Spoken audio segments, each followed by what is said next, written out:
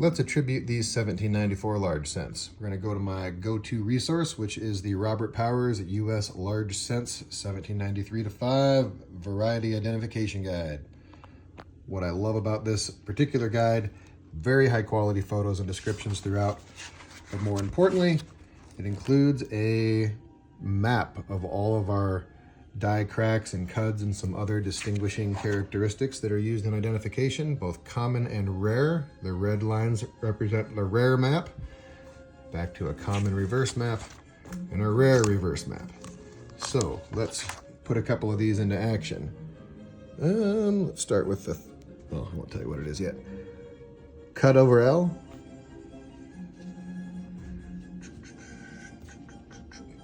Crack through S. Coming over to our map, cud over L means it could be a 32, 33, or 34. That appears on both maps.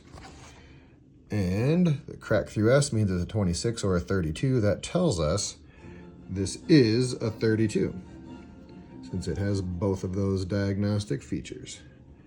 Let's do another one. Let's grab this guy. Crack through the 7 in the date. We got a crack next to of. So, crack through the 7 in the date, 43 or 44, or a couple of NCs. Crack to the left of means it is indeed a Sheldon 44. Very cool. Let's see. This one, I'll just cut to the chase. Cut over L, more advanced crack at S. This is also a 32. What's next? Let's go to this guy. On the obverse, other than damage, I just see the divided date, which I know means it's a 25 or 26. And then we've got a crack through E and through S. Back to our reverse map. Crack through E means Sheldon 26. Crack through S could also be 26. If you see a crack through S without a crack through E, it's a 32. But Sheldon 26. Here's a fun one. We've got a marred field behind the hair. That's very clear. And then something you should always be looking out for is a single berry to the left of the ribbon bow, which this one has. Okay. Marred field, which means it's got green and red. It could be either common or rare. 30, 31, 38, 39, 40, or NC2.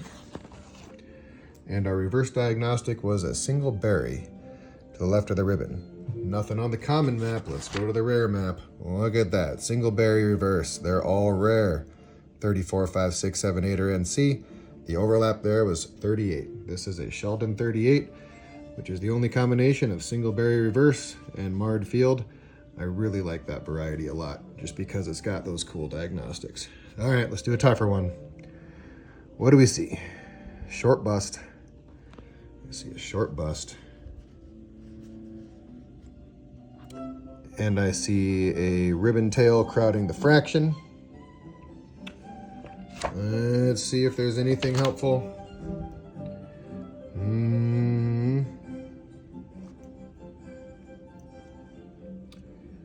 Short bust, but that's not anything identified on the map. How about the reverse? We talked about that right side ribbon tail was tucked in tight. They're not giving us anything. Now, when I see that right ribbon tail that's tight and a closed wreath at the top, I know we're looking at the closed wreath varieties. Those are Sheldon 49 through 54. So let's go look at a 49. So starting with Sheldon 49 oftentimes has an obverse crack through the E, but not always. We'll note that it's a short bust. We'll kind of take a look at the shape of the hair, and then we'll look at our next example. Sheldon 50, also short bust, looking at the shape of the hair. Sheldon 51, short bust, has some cracks that are coming through it there, in certain die states anyway. Sheldon 52, we have the loop. That is not a short bust. So we know it's not a 52. We know it's not a 53 because it's got the loop. And we know it's not a 54. It does not have the loop. All right, let's study it a little more. 49. Okay, looking at the date and hair. Let's see, date and hair. Fairly similar. Let's move the coin over. See, the 1 is not quite touching the hair. And the 9 sits a little high on our example compared to what we see on the 49. I'm going to say that is not a 49. Let's go take a look at 50, bring our reference. All right. Can I get more light? Maybe. Is that dead? There we go. That lower lock does not look correct.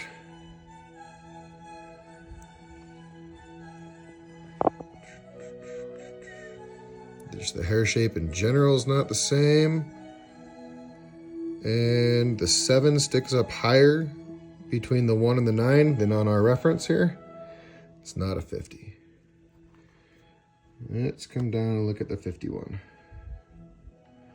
Do we have any cracks in the date? I sure didn't see any. Get some better lighting.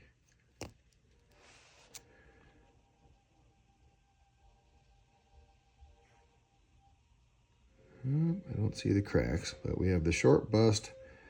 Let's look at that heavy lower lock.